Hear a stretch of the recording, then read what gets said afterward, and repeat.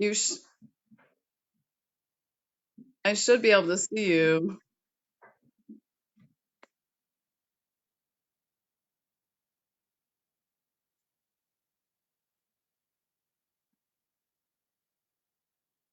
Yeah, that's what I think. Yeah,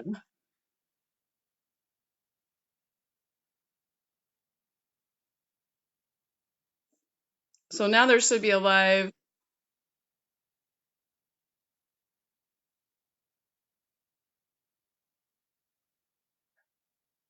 Right, and if you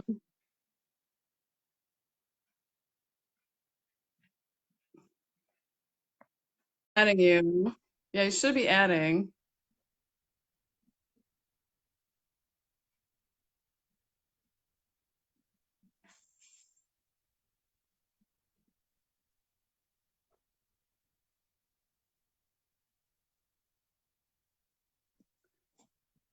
I don't know if this is. I mean, I see you. It says it's adding you.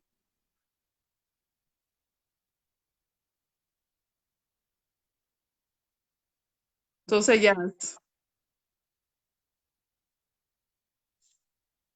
Maybe it's a Facebook issue. Yeah, shoot.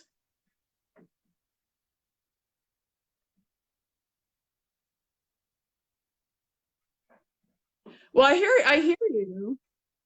Or wait, is that our still our phone call? Do you see me? I think it's a Facebook issue.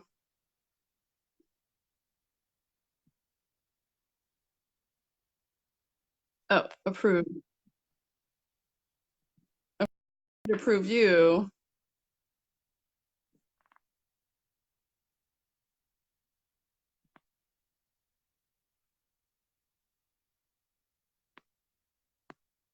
That's weird.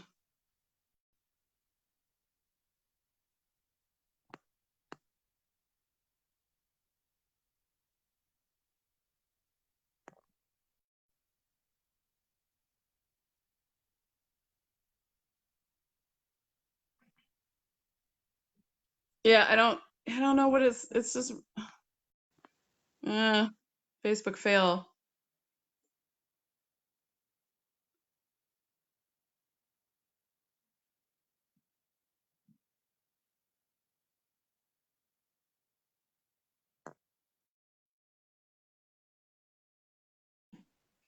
No, it says it's adding you. Nope. Do you see me?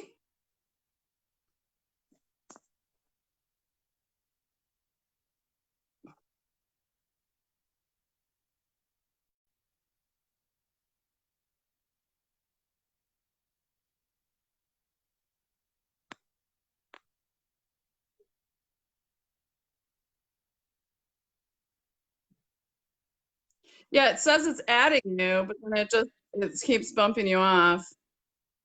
I don't know if that's because of like your phone service,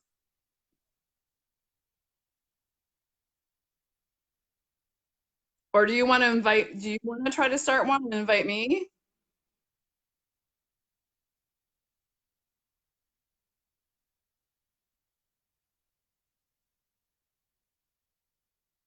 or are you on Wi-Fi?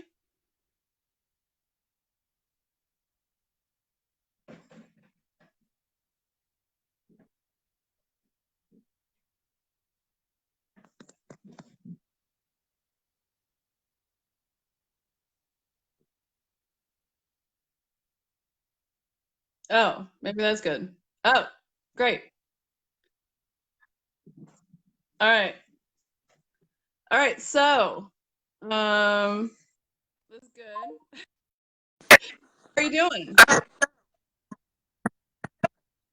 How am I feeling? No, how are you? Yeah, how are you doing? How's everything going? I'm good. I'm tired. I'm feeling good. I'm gonna have a bunch of days off the water because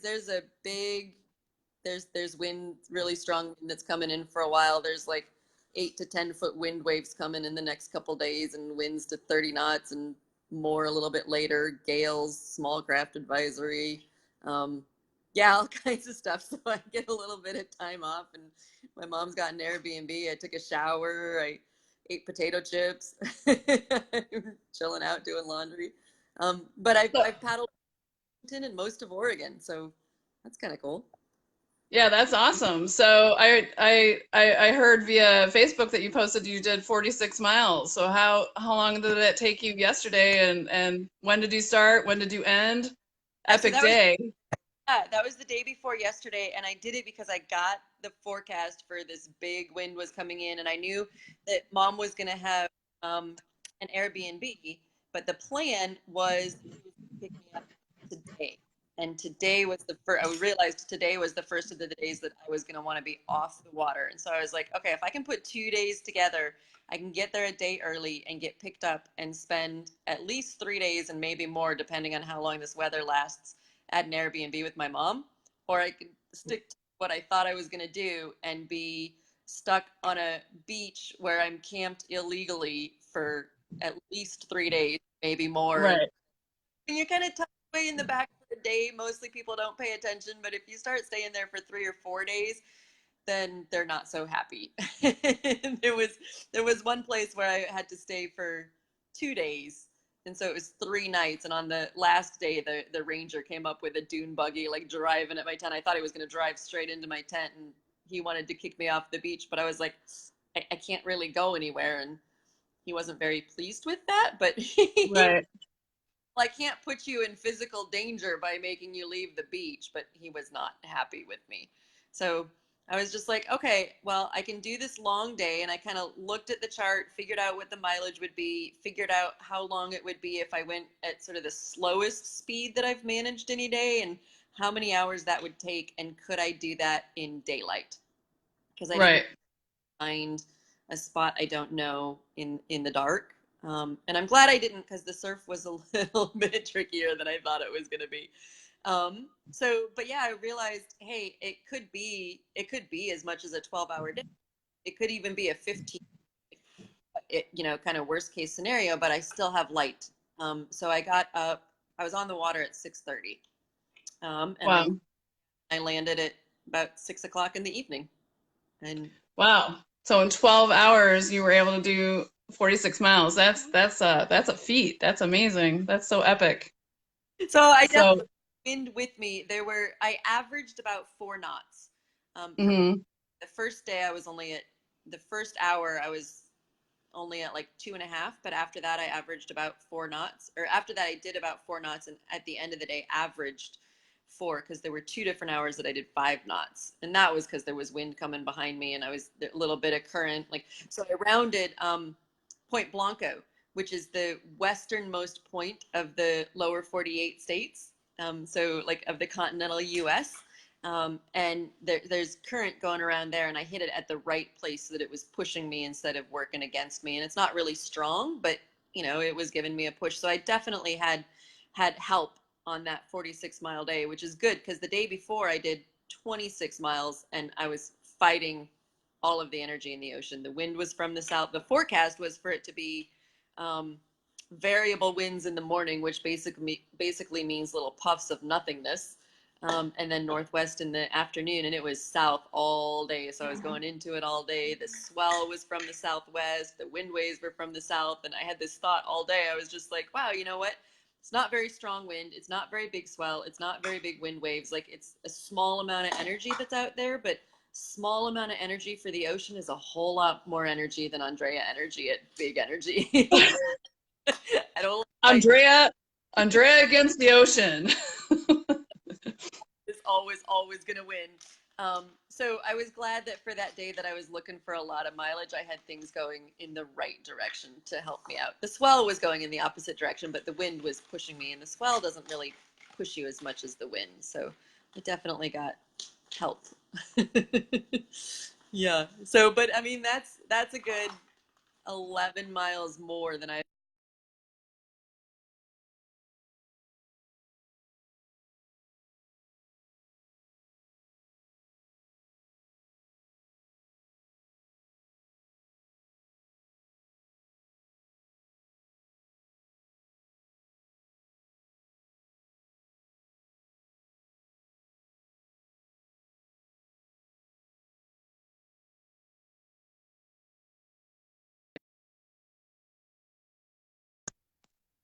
Oh, I'm back. Sorry. I'm back. Are you here? Oh, sorry. Andrea, where'd you go? Why? Oh, are you back? You You're back? back. Sorry, I think my Wi-Fi went funny. Yeah, that's okay. That's all right. So, so how So, do you manage? Did you take any breaks during that 46-mile day? so I didn't land. But I stop and eat, I'd stop and drink. And the fact that I didn't land means, for some probably obvious reasons, I didn't drink as much as I probably should have. So I put an electrolyte tablet in my water to make sure that I didn't throw off my electrolytes and cause big problems, and then rehydrated once I landed. Um, Right. Stayed out on the water, and I'm paddling a P&H boat, a Scorpio LV, and they've got that little hatch in the front, and so I can just put a little dry bag in there with lunch in it, because I can't eat one big lunch during the day. I end up just leaving the food, and I'm like, I have to be eating, and so I just have a Right. like high calorie, high fat snacks basically. And I eat a little something every couple hours. Um, yeah, and kind of stop and take a little breather, and then keep going. And then, so now are feeling sore? Have you had to do any self-care as a result of your 46-mile day? I was definitely moving kind of slow today, which is 2 days after that day. When I got there, so I landed in Port Orford, which is this little town on the coast, and it's a beautiful little beach, and there's a trail that goes up. And I actually, the reason I went to Port Orford is that there was this surfer dude up at Cape Lookout, so quite a bit farther north in Oregon, and he was hanging out on the beach on a day that I was taking a day off, and saw my kayak and started asking questions, and we pulled out the chart because he started telling me places. He's like, oh, this is a good place to camp, and this is a beautiful place. And anyway, he told me at Port Orchard, he said, you have to go to this restaurant called the Crazy Norwegian. They have really good food, and there's a trail up there, and looking here, and it was really the reason to go. And at school, there were some better landing spots because I'm a Great Lakes paddler. I got myself protected from the wind, but the swell was going straight into the beach, so that little more than I wanted, but I really wanted to go to Port Orford because I wanted to go to the Crazy Norwegian. And end of 46 miles, I didn't want to cook. I didn't want to do anything. It was enough just to get my tent set up and my boat pulled up the beach. And I walked up the beach to the Crazy Norwegian, and I had beer and salad chips, and it was awesome because it's great to. I mean, who doesn't want a beer after you've paddled 46 miles, right? And you get fresh Right. a bunch. It sounds like the Crazy Norwegian would probably take care of all your needs after a 46-mile paddle for sure. It was pretty awesome. So, That and then so what's but I had so to get what's up the next go day. ahead. I had to get up and paddle the next day in order to get to the spot where my mom could pick me up, so that I could be in an Airbnb for a minimum of 3 days instead of camping on the beach illegally. So it's the first time that I've done a 30 plus mile day and paddled the day before and the day after. I've paddled the day before 30 plus mile day, and I've paddled the day after, but I haven't done both. And so to get up and paddle again, I kind of had to talk myself into that a little bit. And I wanted to make time that day because I was landing in a marina that was in a river, and so I was going in a river mouth, and I wanted to get there before it started ebbing, because just going into a river when it's ebbing isn't super smart. But I had also seen from Google Earth there was a sandbar kind of halfway across the river, and I was just like, you know what? If it's going straight in there, like, it might be. There's a channel, so it should be good. But I didn't know what it was going to be doing. I didn't want to get myself in trouble there, so I wanted to get there before it started ebbing, and it started ebbing at 2, and so it was going to be like. I was thinking it was going to be kind of 22 to 24 miles. It was actually 26 to the marina, so it was probably 25 to the mountain. And I wanted to be there by 2, so it was I wanted to some time. So I was tired, and every now and again I would realize I had just kind of slowed down my when I was You're cutting out a little bit. Oh, sorry. Is this better? Oh, that's okay. That's okay. So what's next? What's the plan after the weather starts to calm down? Yeah, so I don't know when the weather's going to calm down. The forecast is looking big for a while. But once it does calm down, it's not too long before I'm in California. So that's sort of exciting. Like I've almost paddled 2 states, so that's really cool to me. I don't know if it's really cool to other people. Yeah, no, it's exciting. One more to go. What an amazing feat. I mean, yeah, no, it's great. You must be really excited. I So, can't imagine. Maybe yeah, someday. maybe so. But yeah, so I'm close to California, and then it's been interesting to me. I didn't know different segments of the trip were going to be so different. Like it's definitely going to be different going into California. So in Oregon, I'm at an Airbnb with my mom right now, and this is the third one that she's gotten down the coast of Oregon, and she's basically spent July, she and her partner just going down the coast and get an Airbnb for a week, and then go 100 miles down the coast and get an Airbnb for another week, and go 100 miles down the coast and get another one. And we sort of figure out where's she going to be able to pick me up. And so Oregon has been, I've had a bed and laundry and mom cooked food every week. So it's going to be a really different rhythm when I get into California. And in California, there's a paddler there, Matt Krazan, who paddled the California coast. And so when he realized he was doing this, he sent me a Facebook message and he said, "Hey, I didn't realize you're doing this. You're doing this. Can I help you out in these really concrete ways?" And having done an expedition like this, he had really concrete, useful things to be able to offer. And one of them was, "Can I feed you weather information?" And at first I was just like, "Yeah, sure." But I'm thinking, whatever, I've got my VHF. I'm not going to have cell phone coverage, and so I'm not going to be able to look at my apps, but I've got my VHF. I can turn on the marine forecast. And then the very first day in Nia Bay up in Washington, I went to get the forecast, turned on my weather radio, and there were only, was there one or two of the channels that were showing me anything, that were giving me anything. And they were giving me the Strait of Juan de Fuca and Vancouver Island. So they were north of me and into Yeah. San Juan's. And I was like, I need information on the outside going south, and I couldn't get it. And so I'm messaging him, and we hadn't quite gotten our communication figured out. I'm messaging him desperately saying, "Can you send me a marine forecast?" Well, that's good backup though. That was good that you had that. Really helpful, because then when I can get the forecast, I can get it. But then he's also, kind of giving me a couple different models, and looking at the winds and what's the pressure gradient. So able to give just a little bit more nuanced information in several models. And so that gives me a lot more information for being able to make decisions.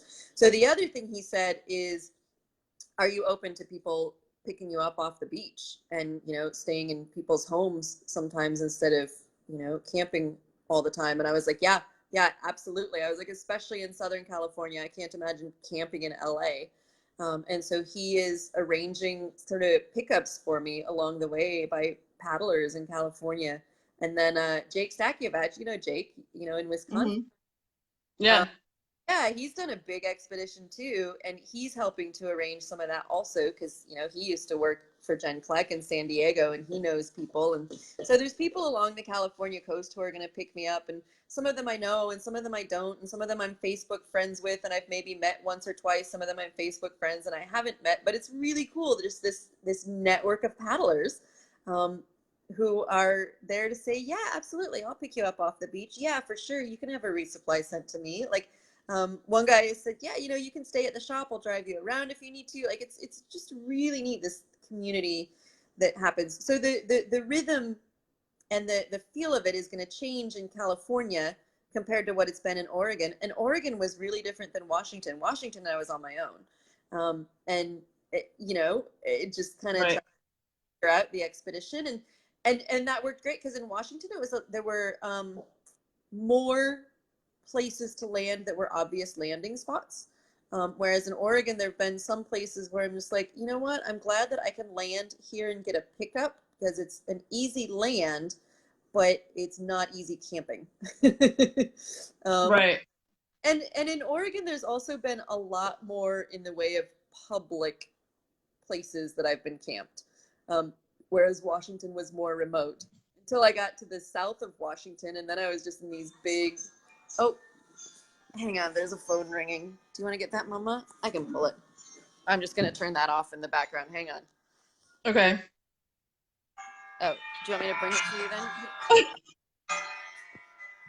then? You mean you got the church bells to toll while you were in town? That's right. It sounds like church bells. Because that's my mom on her phone. That's hilarious. Um, so were you using the Garmin InReach to get your weather updates from your California friend? So no, I'm using my California friend because the Garmin it gives you the weather, and for like 50 cents or a dollar, I think for a dollar you can get a marine forecast. But here's what the marine forecast told me. It gave me wind in miles per hour at the spot I was at, and I'm pretty darn certain it was wind on land at the spot I was at. Right. Gave me what it said about waves was 2 to 5 feet. And I was just, okay, is that wind waves? Is that the swell? Give me a direction? Can you give me the period? Like, that's all it gave me. And I was just like, this is not work. No, Was it's not good. desperate. Like, I don't have cell coverage, so I can't get at my apps. I don't have Wi-Fi, so I can't do that. It is giving me north and the Strait of Juan de Fuca and, the San Juan Island. And Right. Well, it's kind of, yeah. I mean, it's kind of like when you're in Door County and they give you can only get like the Traverse City or Thunder Bay report or something, right? not helpful. So Right, right. Matt has been able to give me information. Yeah. Then it's really helpful to you that he's willing to give it to me several days out, because that's a fair amount of work for him. So, but the fact that I had the forecast is out means sitting here in this awesome air instead of camping on a beach where I'm going to get kicked off. Right. So, what about your food? Do you feel like you packed enough? How are your preparations? Have they worked out well for your? Yeah, so I think I actually packed too much. Yeah. And I also found I'm slower getting off in the morning than I wanted to be. And so I love the multi-grain porridge that I put together. But I'm mostly only eating that on off days, sort of having brunch off days on the beach when I have off days on the beach. And in the mornings, I'm just, the snacky stuff that I do for lunch, I'm basically doing for breakfast too, just packing a bit more and eating on the water and just getting myself off. And then I make my tea in the evening and put it in a thermos, and I have one little bit of it in the morning and then drink the rest of this thermos at once I'm off the water. So um, yeah, I have more food than I need to, and I'm eating differently than I would have. And I packed food that I thought was pretty simple to cook, because it's basically, some of it needs to be soaked all day. But, I've got a little mug that's waterproof, and just, put some dehydrated chicken and some water and dehydrated veggies and let it soak all day. And all I have to do is boil water and else is coming in there. This Most of the time, all I want to do is eat the refried beans that I have. Mary Jane's Farm refried beans. You should totally get those. Oh my God, they're so good. And they're so easy. It's literally just add boiling water. Put some cheese into it for the cat. I'm trying stuff a little longer. But all I want to do for is add boiling water. I really just don't want to cook. Really? You're not coming up with great chef combos after a 46-mile day? Oh, 46-mile day, I'm walking into town and getting fish and chips and a beer. Right. So, when do you think you'll finish California? Do you? So I told my husband the other day, I told Terry that I have my first estimate, and I have no idea how far off I am, but the first estimate I'm guessing is September 25th. And I think Okay.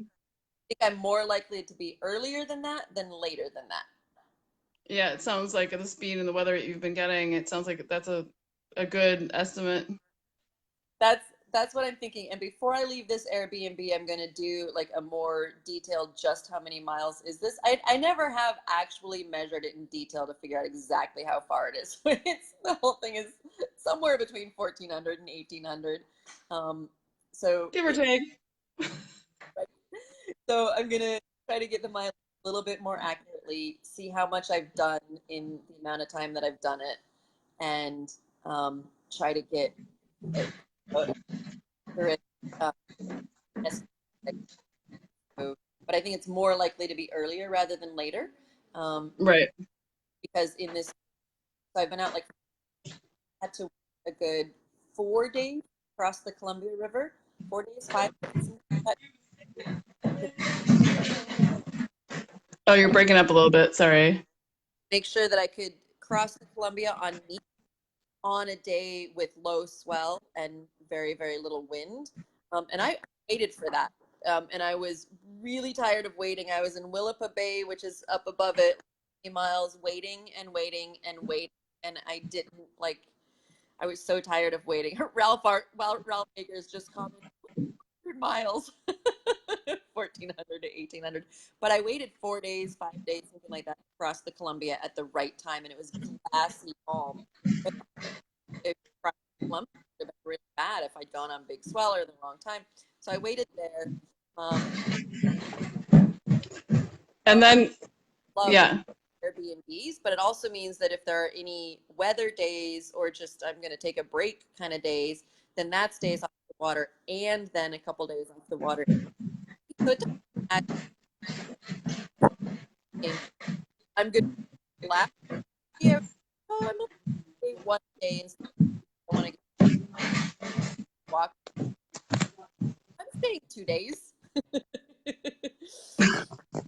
um, so I'm all good with it, and I'm kind of happy with starting out slower because it's just it's a let it into a little bit slower instead of trying to just go like all out from the very beginning. So I figure I'm probably gonna last longer and be less likely to injure myself.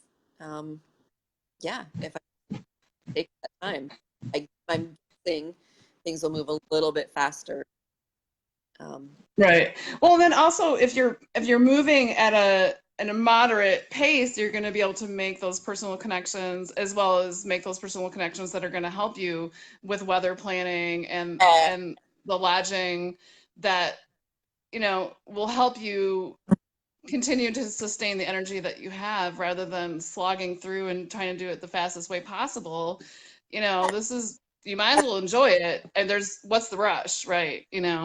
and I'm not trying to do it the fastest way possible. I'm trying to see this coast, and this coast is amazing. It's absolutely beautiful, and I get to see it all strung together. Like this is next to this is next to this is next to this, and here's how it goes, from the north to the south. And when I have days off, I get to walk around. I get to go hiking. I get to, see it from see the coast from the top of headlands. I get to see, the little educational things about tsunamis or about whales or about lighthouses or whatever, right?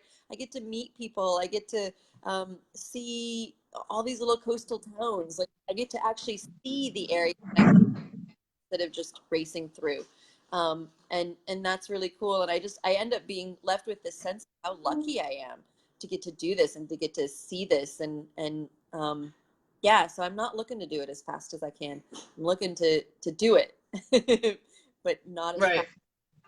Yeah, and there were several people. There were at least four different people who have, done longer expeditions who said to me, "Don't don't not see the things that you can see because you think you need to get somewhere. Like make sure to stop and see the places you're going through." And obviously, I can't do that everywhere. And basically, I'm seeing the places stop for some other reason, opposed to I want to stop here. But still, there's places I get to stop and see, and except for the day that I was on a sandy beach in the rain. Um, Other than that, it's been great to get to stop and see things from another vantage point, and yeah, it's been really cool. Awesome. I don't think I have any other questions unless if do you have like a top three that of anything you want to share from the trip? Like what would be the top three things from the trip that you'd want to share at this point?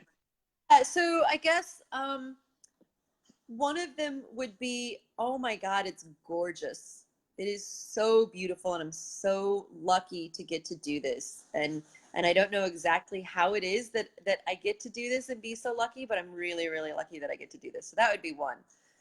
Two would be, my mom has said, what's the same about this? What's different? What is what you expected? And definitely the thing that is not what I expected is how many people I'm meeting along the way, and really cool people, and not just meeting people, but I get to actually hear about their lives. And I don't know exactly what it is that makes that happen. Um, I think sometimes when you're there alone instead of with other people, people are more likely to talk to you. And I think partly if I start saying anything about what I'm doing, then people are curious about what I'm doing. But in the midst of those conversations, like, I get to hear people's stories, and it's really cool. I have all these stories to carry with me, and all these people I get to meet.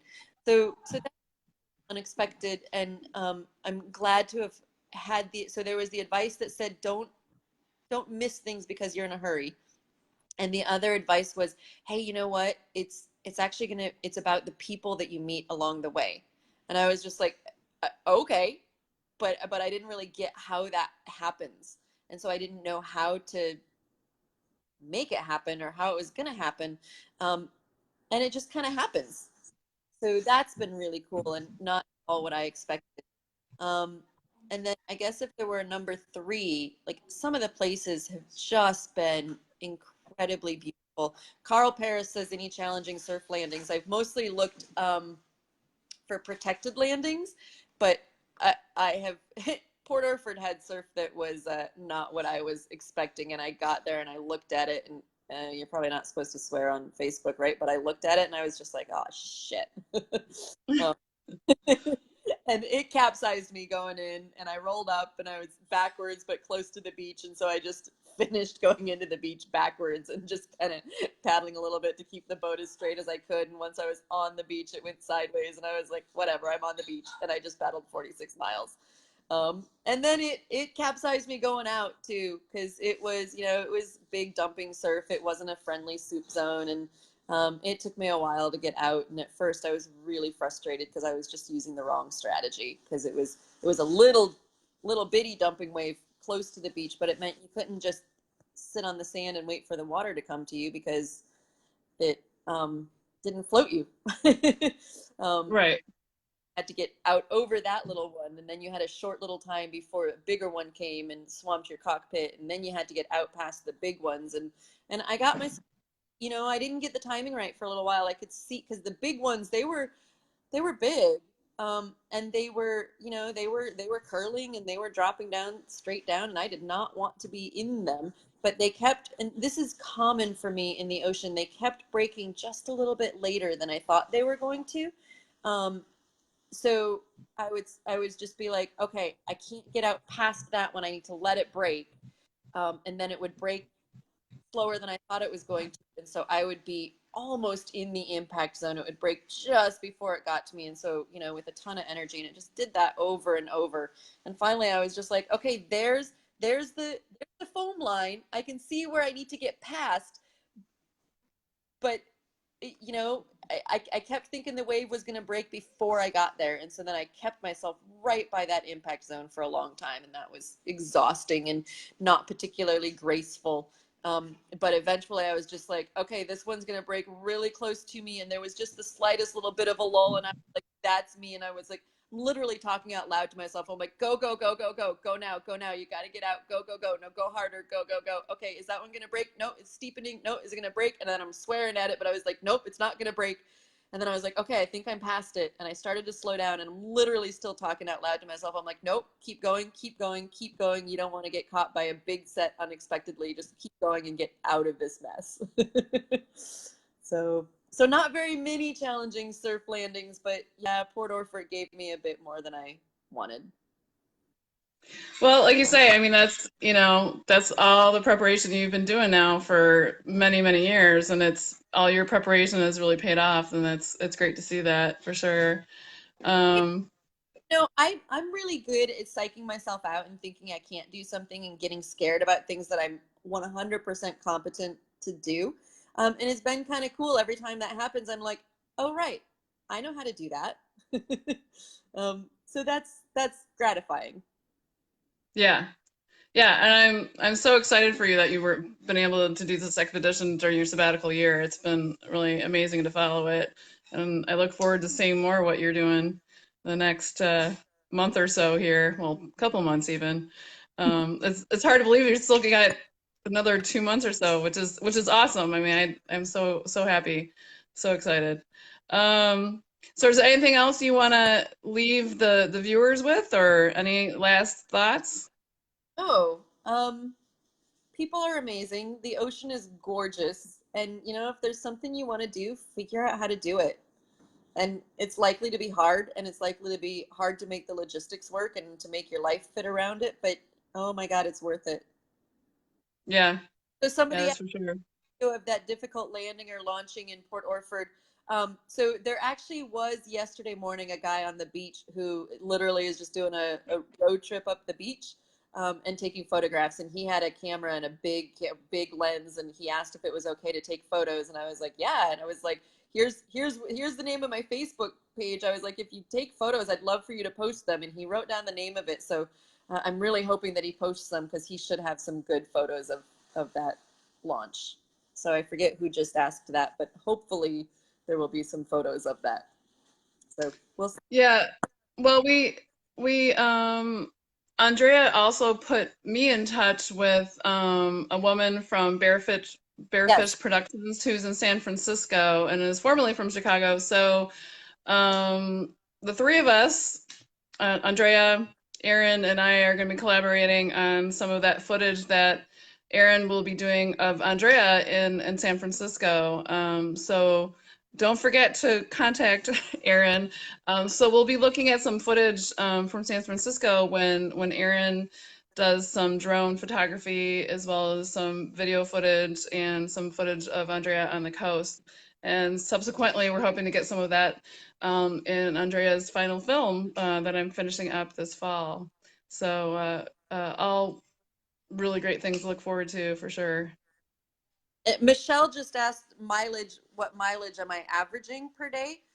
It's anywhere between 15 and 46, but it's usually in the like 23 to 26 kind of range, with some 30 to 35 days sprinkled in, not super liberally, but definitely sprinkled in there. Right.